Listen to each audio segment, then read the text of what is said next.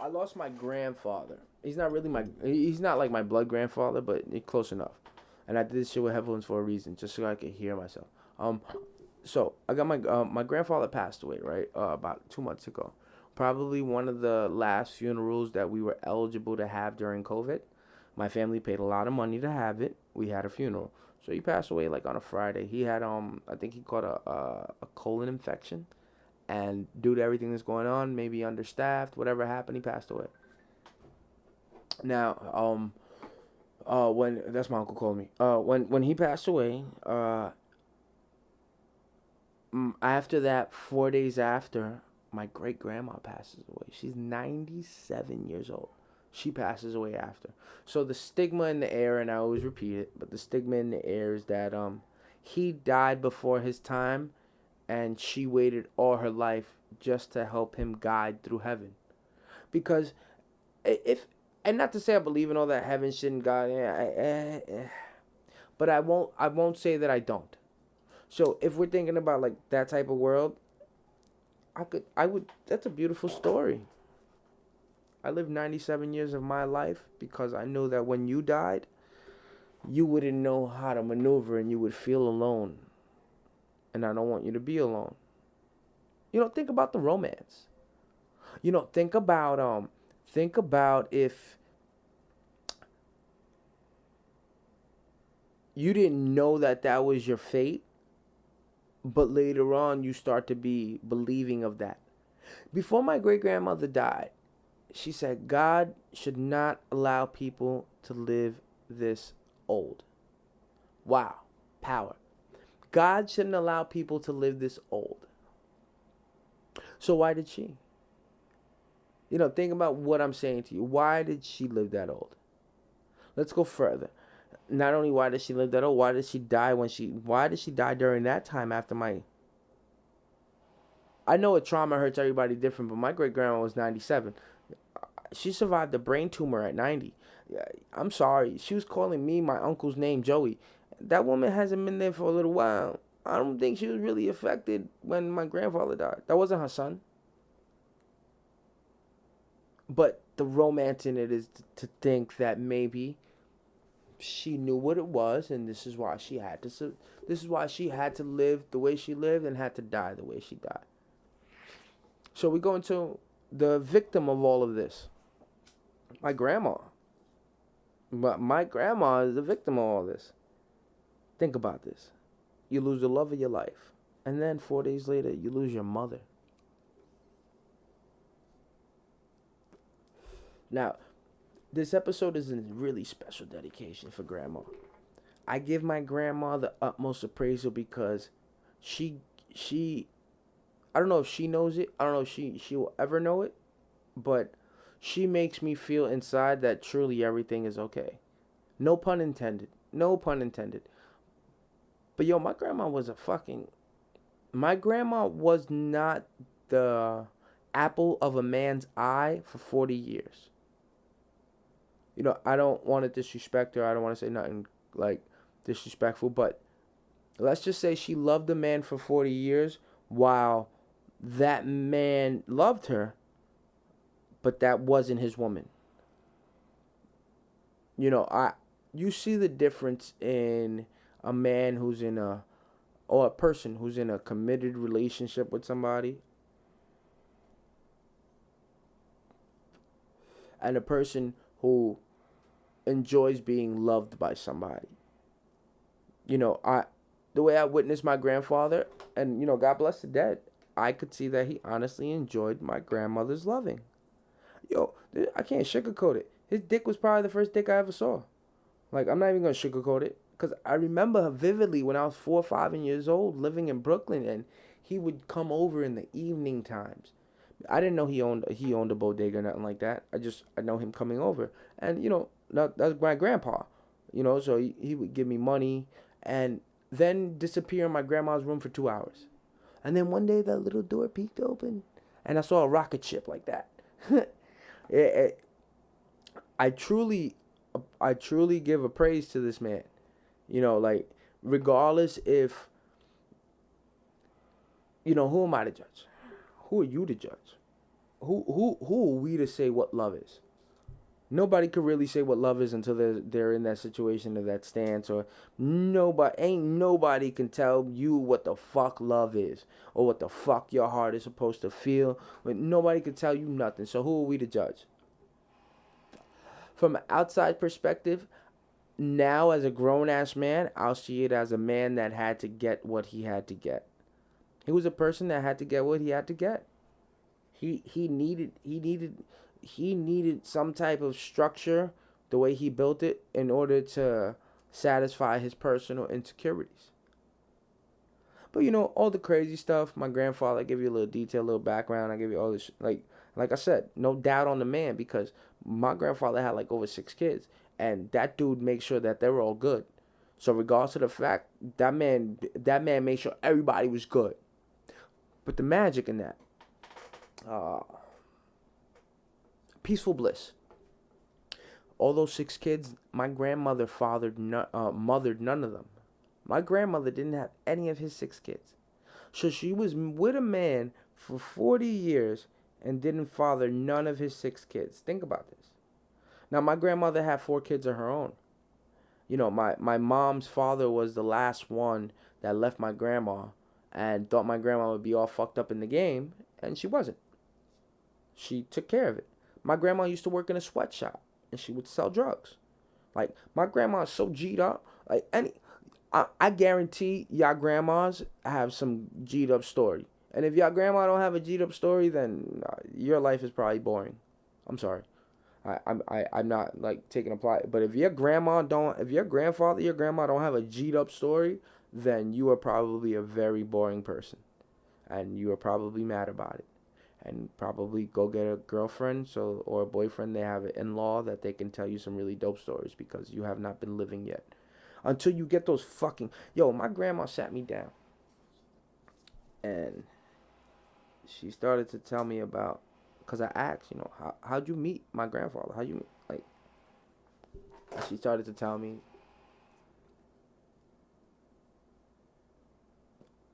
So, my grandma, she used the lady as a babysitter. And one day the babysitter... Like, my grandma needed something from the grocery stores, and the babysitter said, yo, listen, you could use my name as credit. So my grandma went in, used the name as credit, blah, blah, blah. And the guy behind the counter couldn't get enough of my grandma. And all she wrote. It was all she wrote. Now, my grandfather put my grandma through things as, yeah, probably stereotypical, other women cheating. He has his 6 kids. I don't think he's on. Yeah, he did that to my grandma. But one thing that my grandma never changed. My grandma never changed her love for him.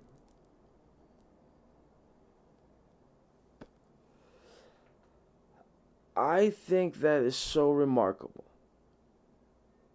Because when I think about being a 4 or 5 year old kid, because those are probably like my earliest memories.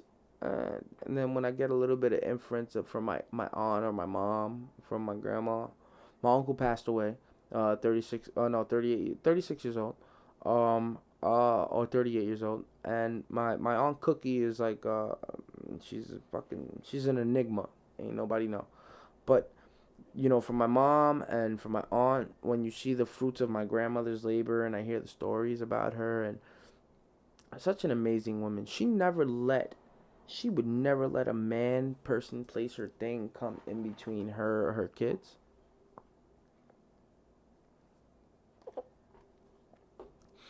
Understand this. She would never let a man, person...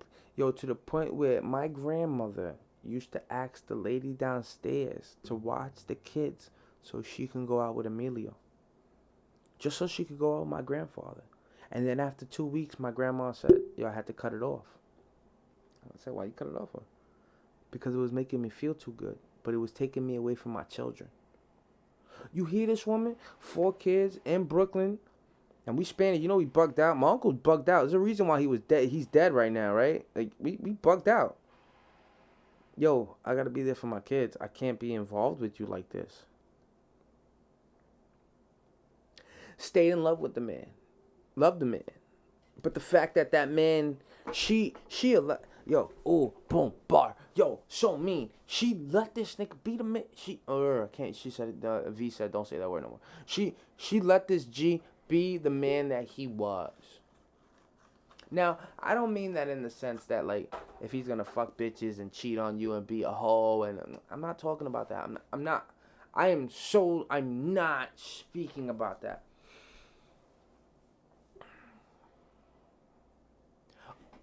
When you truly love somebody, when you truly love somebody, when you truly love somebody and are allowed the permissions from life, because life don't always give you those permissions or don't always grant you those gateways. But when you're granted those permissions, right?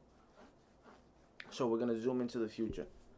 You got them in this relationship that is not. He takes care of himself. He takes care of himself. His business, his 6 kids. She takes care of her kids, herself. He does things, she feels hurt. Naturally. If she did things, he would feel hurt. Naturally. Let's not be naive and say that just because you're messing around with a person, if you're not in a committed relationship, it doesn't hurt when you see them with another. Let's just be honest. My grandma was the victim of that. My grandma had to witness this man with different women. You know, my grandma had to know this man to know he was about his business. My grandma appreciated that fact so much that the way this man, you know what she gave me? This motherfucking girl. This woman. I'm sorry. I love you, grandma. I love you. Yo, this woman presented me with a piece of paper from something bank from 1991. It was $2,000. Grandma, what's this? She said, yo, this was the first check. This was the first check that Emilio deposited in the bank. And with that $2,000, he bought his first store. Like, not to brag on my grandfather's riches, but he had 6 kids and he could fucking afford it. That's a real man right there. I don't give a fuck what you say. I don't give a fuck how many women you have. A real man can support anything that he brings into this world, anything that he loves in this world. That's a real man. And I say man in the sense where I'm not being biased against women, but there's a certain character trait. You know, like, there's a reason why we are built with muscles. There's a reason why we're a little bit stern and stone cold, and there's a reason why we're like this. So the man that really gets dig deep into his core parts, I think in every man, that's our core part, to make sure that our shit is always taken care of and protected. And my grandfather, blessed dead, he made sure his shit was taken care of from all angles.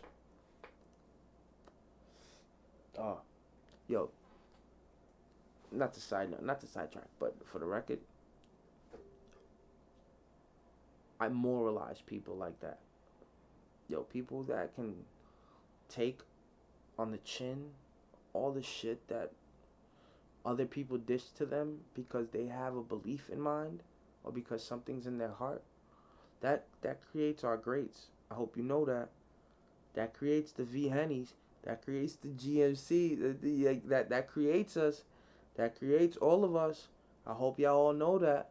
And I say me and her specifically because that's been my close twin on this roller coaster ride of life. She has been my really close twin from all aspects. I don't think there's any relationship with a female or any other person that could probably even come close to penetrating what the fuck we finna do right now. You know, I really mean that. And that's because you believe in what you feel within a person.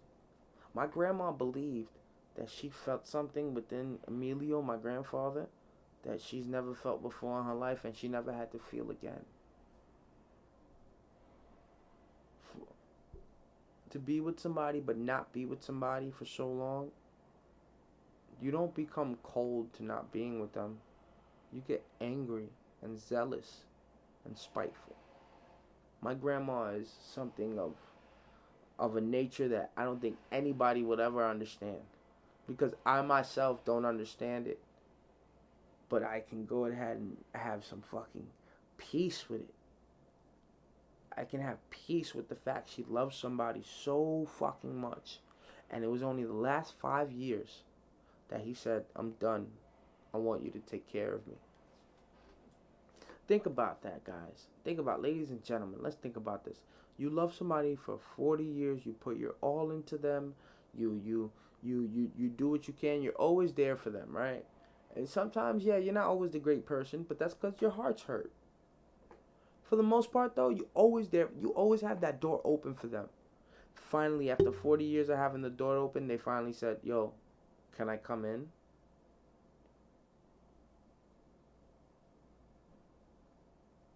Do you accept that? Do you take that? Like, do you not have a thing in the back of your mind thinking like, okay, they're only picking me by choice. Oh no, they're only picking me as their last. You know what I mean? Their last resort. They don't really. You don't feel that? And then like deter? Nope, absolutely not. You don't. Because you knew it in your heart all along. My grandmother knew it in her heart all along. If I may not have this man totally, I can have parts of him. And eventually, one day, even if it's for a subtle moment, I will have him indefinitely. And that man died loving her. That man died with living in her house. That man died leaving her with his moral values as a person for her to cast it upon the world. What better beacon of that? What better beacon of hope in life than my grandma? What better beacon? You want a story of trying something, believing in something and never knowing if it'll succeed? Here, you got that. You want a story of loving something that don't fully love you the same way you love it, but you're going to continuously keep loving it because you feel like it will one day? Here, you got that. You want a story of a woman that no matter what, time in and time out, what she created and what she brought into this earth are her number one priorities? You got that. What else you want? What else you want? You have a perfect story. This shit could be in a Netflix special. You got a perfect story, not from a perfect woman. But let's be honest, your grandparents don't ever need to be. It's your fucking grandparents. As far as I'm concerned, my grandmother's a god. My grandfather that is still living, my mother's father, who is a paraplegic, who did get hit by a guy driving a car while he was riding his bicycle. So for that guy that hit my grandfather, I don't really believe in karma, because I hope one day I catch you having a conversation about how you did this one night and you fucked up and you're crying over it, so I could strangle you. I don't really believe in karma. I'll just strangle the fuck out of you for doing what the fuck you did. I'm not your karma. I'm just your reality. Think about those things though. Think about it. Think about feeling hopeless. And then delete it. Don't feel hopeless no more. Believe in what you want. Believe that you can achieve it. Yes, you have to work for it, but the way you work for it is by showing that you always care for it. I don't really think it's that hard. Even when you're mad, you're angry, it's different when something becomes toxic in your life. But if you genuinely know it's only toxic if you allow it to be, and you're still allowed to love it. She found her magic, even if it took her 40 years to actually hold it in her hand. She found her magic. How many of you guys are willing to look for your magic, find it? How many of you are willing to put in 40 years at something and not know if there's light at the end of the tunnel? How many? Shit. She gave me hope, but before her, I couldn't say I would. Why would I depend on you for more than a day? You know what I mean? You really have to trust yourself. She trusted herself to trust her heart. And that's why my grandmother is an amazing woman. Even off tonight, having a full-blown conversation with 10 people in the room like she's 20, 30 years old. How? How can she keep up with us? How? It's because she's always been in vogue too. This is just her nature. And I thank any type of God that I have her DNA in mine. Because that's how I always keep up. And with that, it's your boy OK. Everything is on. Yo, son, I was pulling the full e-brake on that shit, being fucking sideways. Yo, I'm gonna enjoy my Friday. You know what? Fuck that. Hey, I'll leave you on another note. Yo, for the record, all this shit is bugged out. I get it. Home in though. Really home in on what's important. Don't worry about like getting a gun, your family say. Home in on what's important right now. Because a couple months ago it could have been a car accident or a car crash or eating a red light or walking across the street that could have killed you and you would never know it. Just because these monsters are in front of our face does not necessarily mean that we have to show that we're scared of them. Same way you weren't scared 6 months ago and you just took it on the chin when it comes, you're okay now. Let's embrace these things. As harsh as they are, let's embrace them. In order to correct them, you gotta take action. Yo, it's your boy OK. Everything is up.